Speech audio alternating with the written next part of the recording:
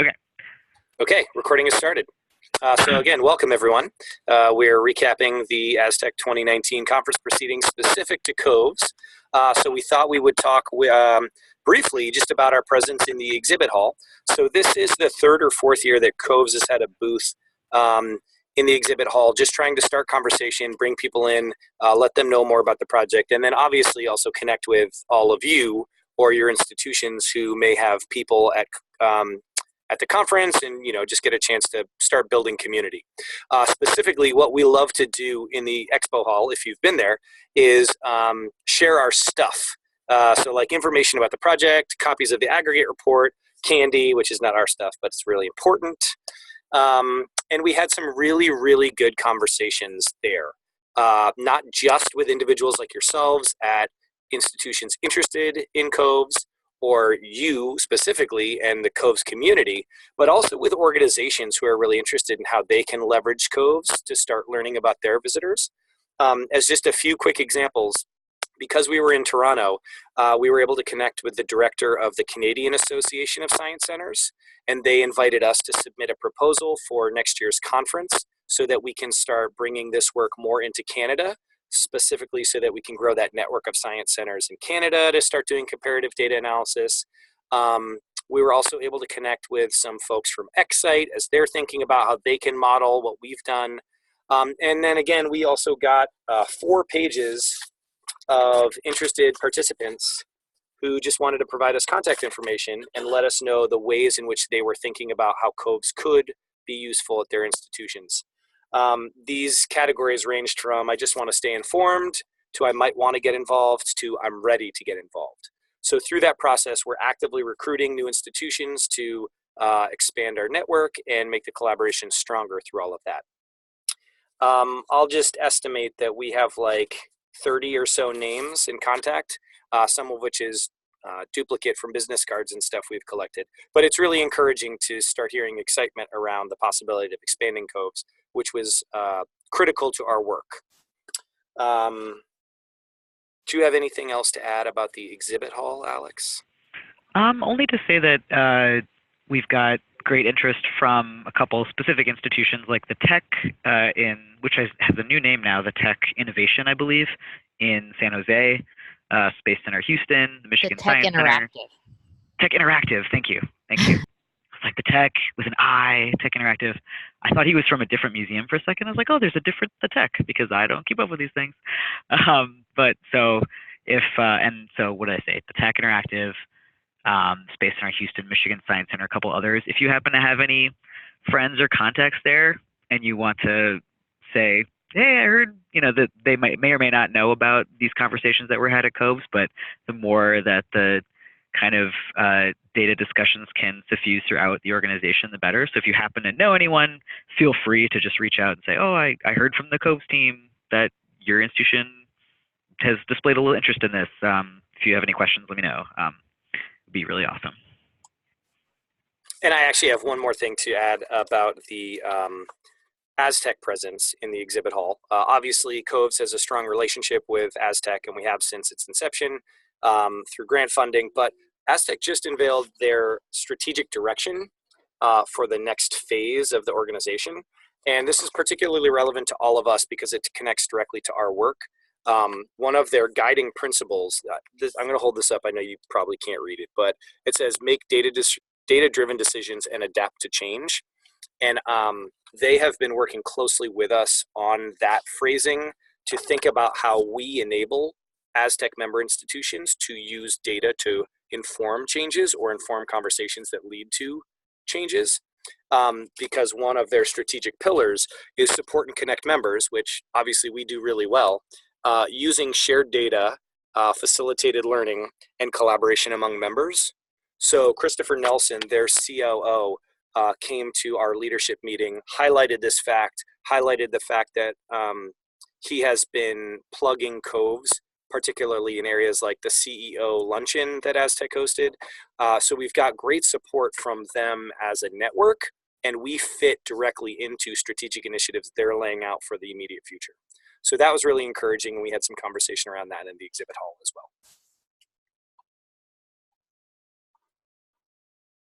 Okay, cool. Let's hop on to exhibit hall. What did we say was next, Alex? Just briefly sharing about the leadership meeting we had on Tuesday. So some of you may be familiar with the COVES leadership structure, probably most of you, at least in passing, that we have a leadership advisory council that provides strategic direction and advice for us on where the project should go and what we should do. So just to share a couple of tidbits from that, some of the big things we discussed were broader data sharing initiatives, so how to get institutions, how to facilitate sharing specific data points together. We also talked about bigger translation efforts. So some of you may hear, I have a list of folks who are interested in being on a subcommittee about translating the COVES instrument or facilitating better use of what we already have translated into Spanish. And if you don't know anything about that and you think it sounds interesting, shoot me an email. And also, do we want to mention COVES art, Ryan? Sure. Just briefly, we've gotten some interest in COVES from a small group of art museums. So we are starting conversations with those museums, and there may be a further IMLS grant in the future to support a convening of art museums to talk about what COVES would look like there. So it's early stages, but very exciting new direction for COVES. And just revisiting quickly what Alex mentioned about our subcommittees, it's worth noting that participating in subcommittees is something we encourage all of you to do if you're interested. It's not just for that Leadership Advisory Council. So anybody from a participating institution can contribute to our work. And again, some of those areas are questions and measures, the translation group that Alex specifically mentioned, membership and communication, of which this whole webinar effort is a part. And then again, data use. So thinking about ways that the data are being used, how the data are being disseminated, and ways we're pushing that forward, moving ahead.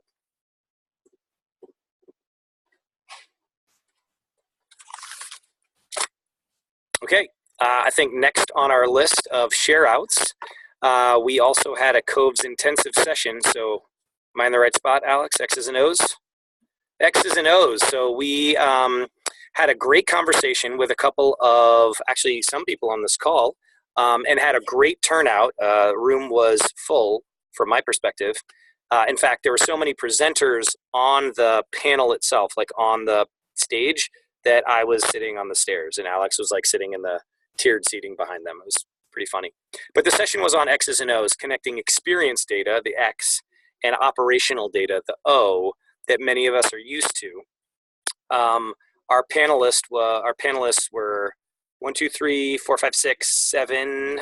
We had 7 presenters from 7 different museums, which was really fantastic. And each of them told unique stories about their experience integrating COVES data with some of the operational data that they discuss institutionally. And just from the large perspective, I think we can, are we sharing any of the slides, Alex, or do we just want to kind of go through the topics? The topics. I would be happy to just pull the slideshow up. I have it open right now. Great. Okay, so why don't you do that? I'll screen share in a sec. And while Alex is looking for the screen share, the topics that we discussed were ways we consider crowding, museum crowding at museums, the way we consider traveling exhibits, the way we think about different visitor groups, and finally, the way COVES data is being used from a community perspective. In other words, how are we disseminating this information to broader groups of people, whether they're internal or external, in terms of making sense of the data. So just a quick disclaimer on these slides. These are not our slides. They're not for us to give out necessarily, but we did get express permission to use them for things like this webinar, so that if you're really interested in pursuing additional conversation around these topics, you have people within our COVES network to reach out to. Should I go to like the first example of the crowding one? Or? Yeah, you might as well walk through that. Yeah. So just as a kind of a example, this is just COVES intro. We thought people would want to know about COVES intro, but you guys probably know about this. So the first topic that was shared about is crowding. And so the first example here was from Megan Goki at SMM. And Megan probably would have presented this much better than I can, but she was talking about how SMM was really interested in the potential negative effects of a too crowded museum on the visitor experience. So they thought to look at COVES data, and their specific questions were around school groups. So there was a decision about should we cap the number of school groups that can come in on certain days to improve the visitor experience, because we think that the visitor experience, wait, SMM is probably, oh good, Megan is giving me a thumbs up, so that's good. Should we cap the number of school groups that come in on specific days to, improve the visitor experience? So what they looked at their COVES data, and, to see to what degree, this is St. Louis, they also looked at crowding, but I think what the museum found was that they found a few things, right? So they looked at their crowding ratings, and they have some specific questions about crowding on their COVES data. And let's see, the first thing to say was there wasn't really a clear relationship all the time with crowding issues, and they had an old reverse coded question that was, it was like the museum was crowded and it was kind of rated on that 0 to 10 scale. And then they looked into developing a different version of the question. One thing I think, and Megan, if you want to pop on at any point and correct me, but they looked into some crowding research literature and found that the perception of crowding is highly individual. So if you are in a crowded place and you see a lot of people who you don't perceive as like you will perceive it as more crowded than otherwise. And then when they looked at their actual data, the actual number of school groups that they were looking for like a cap was way too low to be feasible from a budget perspective. So it was like, I think the number I'm remembering was like 1,000 groups or something, or 1,000 visitors maybe, and that was just going to be impossible. And also that there were crowding issues they were seeing on weekends when school groups were obviously not really in the museum. So they started thinking about crowding a little bit differently and started thinking about, did the museum feel crowded in specific areas or throughout the whole museum? So you'll see this graph here that's on the slide is a newer version of a crowding question that they used to kind of better understand the crowding issue in the museum. And I think they're still learning about it a little bit. But Megan, if there's anything else you want to throw in, feel free. Yeah, the only thing I would really add to this is, for us, crowding was a question that we had as an additional question just for our museum, part of that larger COVES instrument flexibility. And the importance of actually doing some validity evidence gathering around the questions that you add to the survey to ensure that you're actually asking what you intended. We had to change the question a lot once we actually started digging into crowding, because we weren't conceptualizing it in a way that was meaningful for the visitors or actually actionable for the museum. It was kind of the biggest thing we walked away with. Awesome. And then Elisa from St. Louis Science Center also shared a kind of a crowding anecdote, and she's offered to kind of go through those slides. So Elisa, feel free to hop on now. Hey guys. Yeah, so we were looking at just comparing versus tax satisfaction ratings, looking at the Net Promoter Score, which asks about likelihood to recommend, and the overall experience rating, which asks about that visit today. So this is the breakdown of how we rate our busyness each day. And what I do is I take our raw data and I put the color code, I add a color code thing in it so I can look at the ratings for yellow days, orange days, green days, etc. So if you go to the next slide, this is all for 2018 data, and this is looking at that Net Promoter Score by the different crowding levels. And what we saw was it was really pretty predictable. On those less busy days, the NPS was higher, and the busier it got, the Net Promoter Score went down. So we thought, okay, well, that kind of makes sense, right? Because if it's more crowded, your experience might not be as good, you might be less likely to recommend. Okay, so then we looked at the overall experience rating, and what you see in this graph is it's not quite so clear. So again, it goes from the less busy days at the top to the busy days at the bottom. And what you see is, like, we still have about half the people giving an excellent rating, and then a number giving superior rating is pretty variable. And even the purple days when it was really busy was still pretty highly rated. So you can go on to the next one, which is just sort of the wrap up of this. So we've got this thing where likelihood to recommend and overall experience, really, we know they're not the same thing. And so what this suggests is that crowding may affect those ratings differently, and that it seems to have a more negative impact on that likelihood to recommend than on the actual visit experience itself. So it's going to be something we're going to keep watching and seeing, like, what the OER data in particular, because that's a newer measure for us. We've been doing NPS even before COVES. So looking at how the OER changes or doesn't change as we get more data on it is something we're going to keep watching. So we haven't made any decisions based on this yet, but we're still reflecting on it. So that was our crowding piece. So those are two really great examples of how a museum used operational data, aka attendance data, or school group, numbers, and their COVES data to either get more information with which to make a decision, or actually to start making a decision about, SMM was able to make this decision that, no, we're not going to actually cap the number of school groups who come in because it makes no sense for us budgetary-wise based on the perception of crowding at that level. And St. Louis Science Center is starting to gather the information about, how does the perception of crowding and attendance affect different experience measures. There are, again, a ton of examples in this PowerPoint of other things. Ryan, do you think we should just kind of touch on a couple of them so that folks know who they can talk to if they have questions? Yeah, I think touching on them briefly without You're muted. going over all the nitty-gritty from the presentation. Yeah, so Ryan, what Ryan just said on mute was that touching on them briefly would be good. So I'll just kind of shuffle through them quickly. So this was Brett Turner from the New York Hall of Science was talking about their free hour. If anyone here on this call does free days or free hours or free periods for whatever certain groups of people, whatever that is. I know we have a free college night that we're doing every Friday right now. And a lot of other people just do a broadly free hour for everybody, or free days or discounted days.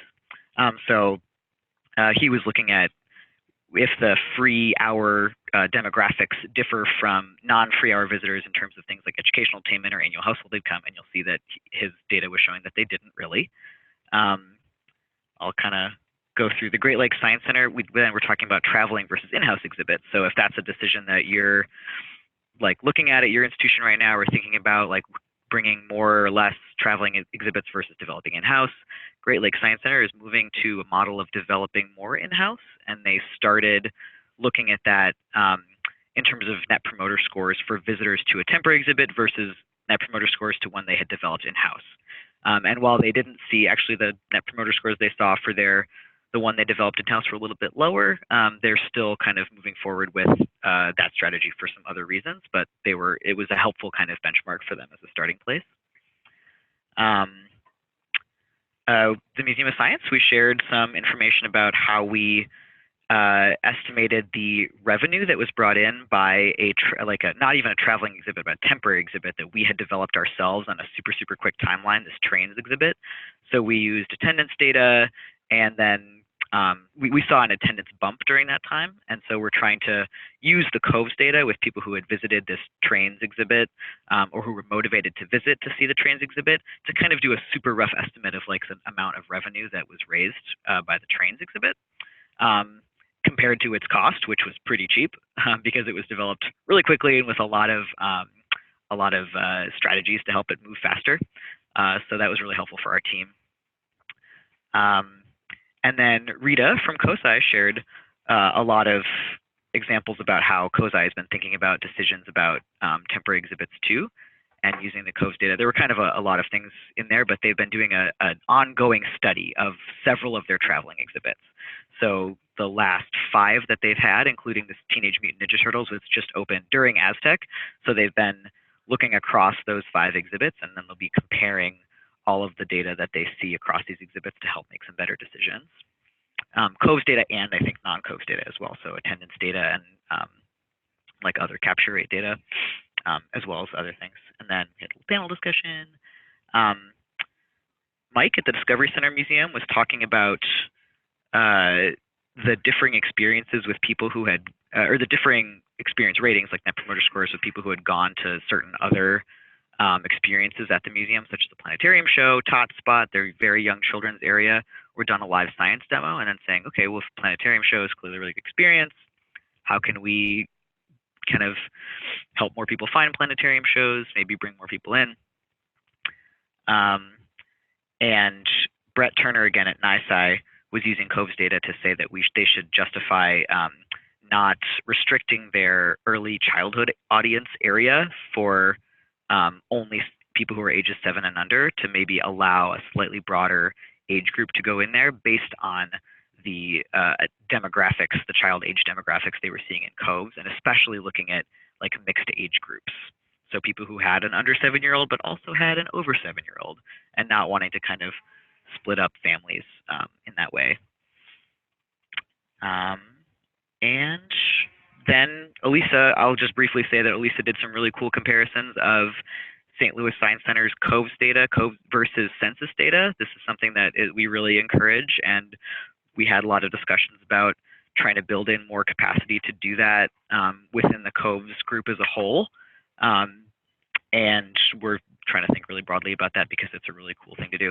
So just comparing what was seen in the St. Louis general public data versus census data to see the demographics of your local community matching your museum or not? And if you break that down in different ways, does it match better or does it match worse? I'll just go through those quickly.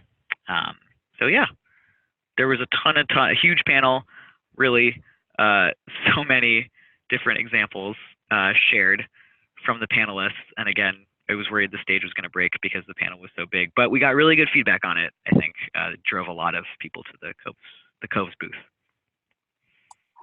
And I'll just add to that several of the institutions, both on this call and elsewhere at the conference, are participating in a network called SMEC, the Science Museum Exhibit Collaborative. SMEC is composed of 10 institutions, 5 of whom are COVES members, and they are now explicitly sharing their COVES data at those meetings in alignment with operational data from temporary exhibits like attendance and revenue and all that kind of stuff, which is really encouraging for us about the ways that extensions beyond our collaboration are getting together to share the data.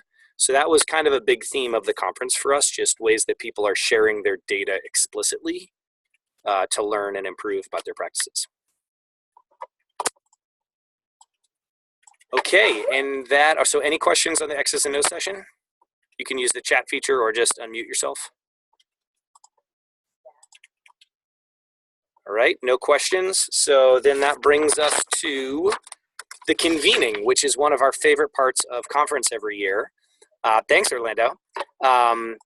You got a lot of good recognition from Dan, who came to several of these events, so kudos to you as well. But the convening is one of our favorite parts of Aztec every year because that's when we get to connect with you all or a broader group of COVES individuals in person. And we try and make it fun, but it's really just about extending our community and learning from one another. So Alex and I kind of give this 5 to 10 minute orientation of how we'd like to use the time, and then kind of turn it over to the discussions that arise. To give you a sense of what it was like if you weren't there, I counted 30 people in the room, which is pretty cool, 30 individuals of like a webinar like this, but in person, spanning 20 institutions. So for us, considering last year's aggregate report only had 21 institutions, but our network's up to 30, we had really good representation. We had the chance for some fun at the beginning, mostly because not all the equipment was set up and we didn't have enough chairs, but there was still food, and so people just kind of chilled out for a bit. And then once we got going, we were able to introduce the aggregate report, which we will do in just a few minutes, and then segue that into specific conversations around a couple of critical areas that COVES has been working on and probably will be working on for a long time as different institutions come into the network, and some are struggling with some early onboarding issues, and some are dealing with just grappling the basics of the data, and then advanced users are thinking about extending that and pushing the data and thinking about ways that they can turn that into brilliant, fancy analyses or, you know, get grant funding to do cool stuff. So specifically, where is the little summary that we started typing up? The most common questions that people had were around data collection is managed across the organization. So we all know this from our own experience. Data collection management can be tricky. And there was a small subset of our COVES convening attendees who were really focused on that, both how can I get better, and also some who were like, how can I share my wisdom around this, which was really fun. So some really good ideas came out about setting quotas for data collectors and leaving them to schedule it to themselves. But then also the pitfalls of that when people don't take the personal responsibility to do it, and how you balance all these different data collection methods, and knowing that just collecting the data is the first step and often a very hard one in ensuring that everything that funnels after that is effective. There was another really good question around how data is shared or how people facilitate data discussions across departments. You know, this is important for a number of reasons, the least of which is not, we just released an aggregate report, but we didn't print enough copies for everyone in the world to have one, and simply handing that off to someone else at your institution might not be totally effective. So what are some ways that we can really help you all disseminate the data across our collaboration internally and then drive internal conversations around using the data? So two of the ways that we encourage doing that, Alex, do you have the PDF easily shareable? Of our FY19 report? The SMM example. Yep, I have that one too. Cool. So Alex is going to pull up an example, and while he's screen sharing, and Megan, you know, jump in, but we got permission from SMM to show you something they worked on last year and are working on this year as well, where they manually edit the PDF file for the aggregate report by inserting their data points. So you can look at this across literally any one of the pages, depending on how much institutional priority is given in places, or, you know, where you want to lead the discussion. But here you can see SMM has just put in their specific data into the PDF and can now share this across the institution with museum leaders, with floor staff, with anyone, if it's around the audience specifically or around performance metrics like Net Promoter Score or overall experience rating. And so this is one tactic if you want to just take advantage of a print report idea and start sharing. Oh, great. So Megan is chiming in. We added our numbers wherever our numbers were quite different. So the context then would be every place you don't see SMM numbers were basically the same, but here are some areas that are different, and maybe why are we different, or great, we're doing different. So this is one strategy for sharing that report or using the data internally. Yeah, those are, do the arrow ones. Can you find one of those arrow ones? The arrow? Something like here? Yeah, right? Like a huge call out in one of those NPS ranges to identify where your performance might be relative to the spread or range of data points presented in the aggregate report. Mm-hmm. And then a second idea that came up for sharing the data was this idea of turning it into a focused presentation that you could tailor for your audiences. So one of the things that Alex and I promised to do, and will happen either late this week, although I guess it's already late this week, probably early next week, we will be sharing directly with all of you and all the people at the convening files that have all of the data visualizations from the report, so that you can say, here's what the aggregate data show, and then you can use your dashboard to insert your own data and then talk people through a discussion of the data. You can do exactly what Megan suggested from SMM, either highlighting areas where you're different, showing areas where you're the same. But in my opinion, the presentation version really allows you to drive discussion around it, specifically if you have people in a room that you want to talk about the data with. I love both of the ideas. We're certainly open to new suggestions as well if you have resources that you need from us, but we want to make this aggregate report a little more personalizable.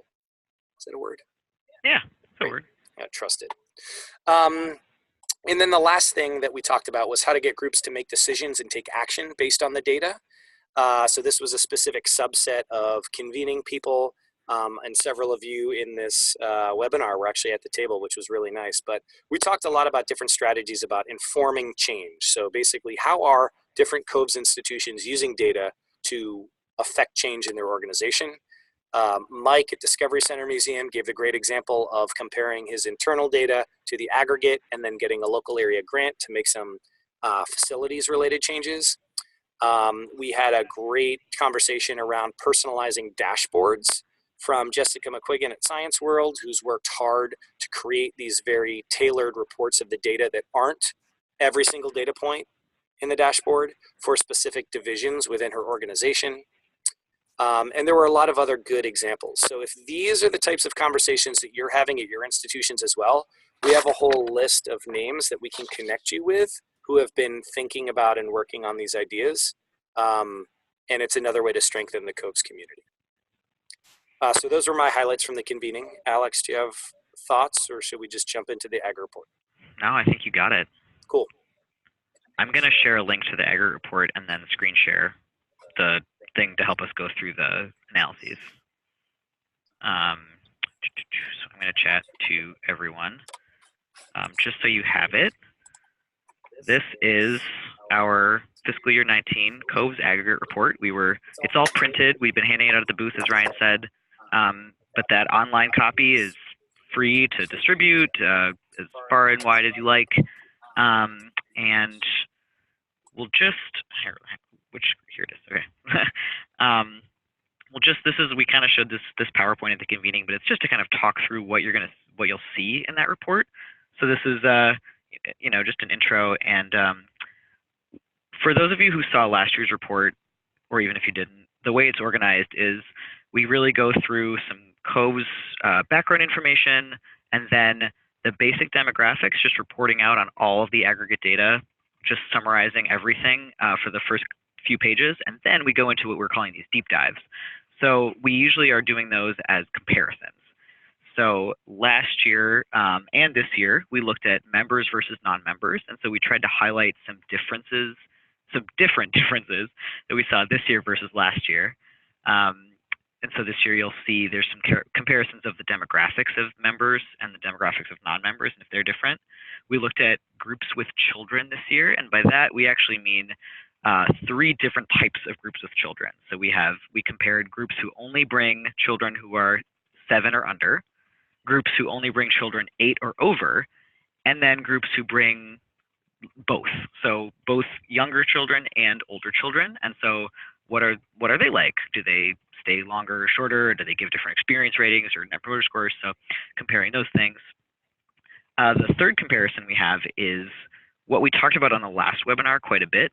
But just to recap it, it's people who visited any temporary exhibit at any of the COVES museums that had a temporary exhibit versus people who visited one of those museums during the time when there was a temporary exhibit available but did not go. So it's basically people who chose to visit a temporary exhibit and those who chose not to, or those who just happened to versus those who didn't just happen to. And were those visitors different in any way? The next comparison we looked at was child-focused museums versus broad audience museums. And so the way we defined that was, in our COVES group of 30 institutions, we have a couple of museums that would explicitly define themselves as a children's museum, but we also have a lot of museums that, even though that may not be their primary identifier, they still get almost exclusively groups with children. They have very, very few adult-only visitor groups versus some others that get, a third or 40% of their visitors being adult-only groups. So we were trying to see, are those types of museums different? So anyone who has less than 10% adult-only group visitors, so the reverse of that would be 90+% groups with kids visiting, we classified as child-focused versus those broad audience museums. So SMM is asking us, how do we choose which deep dives to do? So part of what we did last year, and then again this year, was basically reaching out to the Leadership Advisory Council and saying, asking them to help us prioritize which things are the most important, and also reaching out to the broader membership. So, and then we knew this year that one group we wanted to combine was the last comparison was FY18 versus FY19 because it's the second year of data, so we wanted to compare this year to last year. And then just trying to get a sense from what we've been hearing throughout discussions among COVES institutions, like which of these things are, which of these things have been coming up in conversations for the last year. And another commonality between this year's report and last year's was we looked at large, medium, and small institutions last year and compared them again this year. We tried to highlight a couple different data points, and then we also looked at FY18 versus FY19. I'm trying to read the second part of SM's question. Did you do these deep dives with other groups, i.e. educational attainment, but the data wasn't different between groups? So, Ryan, help me remember a little bit. More of what I'm remembering is that when we were comparing, say, members versus non-members, for the most part, we would highlight places where there were actual differences. So if there was, not in every case, sometimes we did highlight things that were the same, but focusing more on places where there were differences. But Ryan, can you remind me? Yeah, so your point earlier is most important, right? Running this by a larger group of thinkers who say, we know the COVES data very well, and these are areas that our institutions are really focused on right now, right? These are the areas where we need to probe the data to find out if we can start answering or addressing some of the questions that we're hearing in multiple conversations beyond just COVES. That's typically where we start. We have had intense conversations, and actually this came up at one of the previous webinars that we hosted around, do we just show things that are different? Are we doing statistical analyses? Are you talking about magnitudes of difference in effect sizes? Or what, how do we inform the things that are presented? So we're really trying to stay away from just doing, things that look different, which in one sense would be reporting bias, like we're capitalizing on exploratory analyses and look, these things are different, but focus more on some kind of framework around why we might expect to see differences or how we can use these data to inform conversations at our own institutions, not just, yeah, these things are different, let's put it in the report. It's complicated though, as you can imagine, with as many data points and institutions and types of analyses that are possible, it does get complicated. And the good news for all of you is we're always looking for suggestions on ways to expand our thinking and give us new ideas for deep dives that are worth exploring. This is highlighting what we saw for the overall experience rating. So the Net Promoter Score in aggregate for everyone and the overall experience rating for everyone. We show this at the convening. It's always kind of interest. And I'll show the change from previous years before. But if you have any recollection of it just in your head, you'll remember it's pretty similar. There wasn't a gigantic swing in either of these. So looking at what we did see changes in from last year's report to this year's report, and this is just for museums that have data for both years. So if you joined only in FY19 and you don't have comparison data, you wouldn't be included in this. So this is just kind of comparing like to like. So we saw a small increase in visitors who were LGBT+, 2% increase. A small increase in the overall experience superior rating. So this is just people who rated at that very top of the OER scale. A small decrease in membership percentage, and then a small increase in adult-only groups this year. And then kind of an even more interesting thing we wanted to highlight, or not more interesting, but I guess adding another layer, is if you look at the Net Promoter Scores. So the big thick gray line in the middle is the median NPS. So in FY18, it was 71.5. And in FY19, it was 71.3, which is functionally the same thing.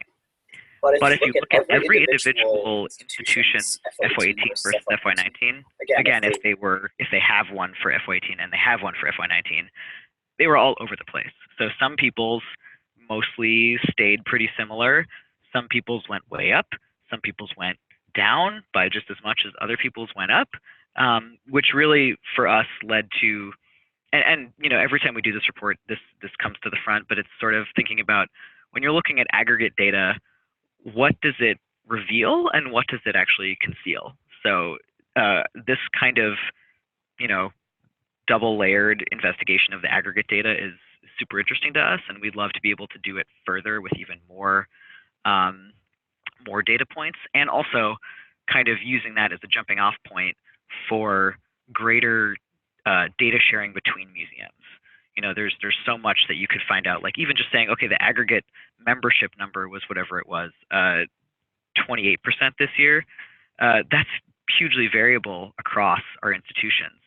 You know, what is the low end and what is the high end? Like, so, and why might that be happening? That's a really interesting conversation to happen both at the aggregate level, but also at the institutional level, where people can actually provide all of the context for, like, well, here's how we do our membership program. We actually would expect that it's higher and we don't know why it's not as high, or we're in an area where we don't really expect our membership numbers to be that high anyway, or whatever the situation is. So we want to be able to facilitate people to use the COVES data more in those conversations, and sort of this type of format. So looking at the aggregate differences and then all of the individual differences is one way that we can do that. Of course, these are all anonymized right now, but when institutions are sharing with each other, they don't have to be. And in addition to just knowing which museum it is, there's additional context that can be shared, which, as came up in many of our discussions, is absolutely critical. I think that's the last aggregate report slide, but we really encourage you guys to go through it, compare it to your own data, share it broadly. Alex, do you want to back up to the overall NPS and OER before the change over time? Mm-hmm. So Beth, I hope you'll not mind me replicating our discussion for the group. We presented this slide and Beth asked the question, is this good? And it's really, so I gave it's a great question, right? Because this is in essence what we're trying to figure out. And very early on in COVES, we needed to collect data across a broad range of museums to figure out what our baseline or benchmark or, you know, aggregate score was, to start making comparisons off of, which is what Alex just showed. And as the aggregate fluctuation changes very little year to year, and this is what we've seen now, at least institutionally, when thinking about a broader set of data, it's really critical to point out that 71 is really good. It's really good for a couple of reasons. One, the scale goes from negative 100 to positive 100, and we're a positive 71.5. Two, the other benchmarks that we looked at for Net Promoter Score are all in other industries, and other industries have different ways of operating, different needs of being, if you will. Comcast is a great example, because if you live in an area where you only have one TV or internet provider and you're locked into them and they stink, those types of industries have negative Net Promoter Scores. Other industries like retail typically have like high 40s as a benchmark, and we're in the 70s, but we know that that's biased towards people who choose to come here. So interpreting the data is a little different, but thinking about where you are in relation to that and where you are in relation to yourself over time is really critical.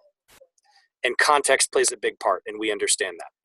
And the second piece here is the overall experience rating.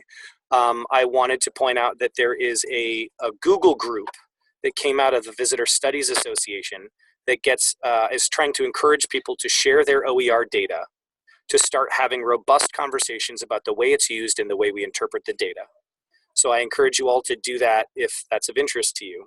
But to say that the patterns that we see across many different types of visitor-facing organizations like zoos and aquaria, natural history museums, science centers, follow a very similar pattern to this. There's a high proportion of excellence in like the 45 to 55% range. A smaller proportion of superiors, you know, somewhere between 30 and 35%. And then, as seen here in this visual, almost no poor or fair respondents. Understanding that Net Promoter Score and OER do different things, right? One is about likelihood to recommend. One is about essentially the quality of your experience, the overall rating. It's important to keep these in mind, that these are really good scores, and that we can better understand them as we get more data, get more institutions on board, and have more longitudinal access. But it was a great question, even if it was a hard one, and I think we need to keep considering it critically. So that's some more of the conversation that came out at the convening. But at this point, unless Alex, you've got last minute thoughts, you know, there's about 10 minutes left. We'd love to hear from you either perspectives from your Aztec conference if you were there, or the things you're really hoping to hear more about if you weren't there. Or questions about anything we said also. Hey, this is Rita. Can I speak up for a minute? Please. Yeah. Okay, I'm Rita from COVES. I'm Rita from COSI. And as some of you know, I was planning to launch into some interesting dialogue this week at COSI about how to use the data. And we actually did a session this morning. Jessica Takis and Joe Heimlich and I sat with some of our director and manager level folks here at COSI and did a demonstration of COVES, right from the point of having them be the role of guests and actually take the survey. And then we walked through the database with them, and it was a fantastic experience. I had originally invited some VPs to the meeting. None of them could make it, but it was much better having managers and directors in the room. They were much more engaged, very excited they all heard of this and they knew about it, but they didn't really get it until they experienced it. And so very excited about knowing what it's about. So I've said I've deputized them to be COVES ambassadors within COSI and sent them back to the larger division they're a part of to really be thinking about it, talking with their VP, talking with their teams about COVES use, and then we'll keep talking. They really only represent one part of COSI, but it's a pretty big part. And so I feel, I said I would report back to some people who were at the convening. So it's like, it went well. And that's one way that we're starting to get into really using this in a way that's meaningful and not just being held in the research department, but also not quite open yet. And so we really kind of learn how to use it responsibly. Awesome. Thanks for that share out, Rita. I'm glad to hear it went well. And I'm now remembering how excited I was when you shared that with everyone because two things. One, we should totally do that here at the Museum of Science, and we haven't in a long time. And two, for those of you who are thinking about ways to get more people familiar with COVES, this is a great example of a strategy that's easily implemented in the sense that everyone's survey has that test button option. So you can literally have one of your senior VPs or leading decision makers in the institution take the COVES survey from the perspective of a visitor to get a sense of the types of data you collect without just throwing data at them. And that's a good way to kind of help them contextualize all of the things that you and we all collectively do on an ongoing basis to provide them, or all of us, with this rich resource to help inform decision making. So I think that's a great strategy, and I'm glad to hear it went well. Does anyone else have some thoughts, questions, ideas, funny anecdotes?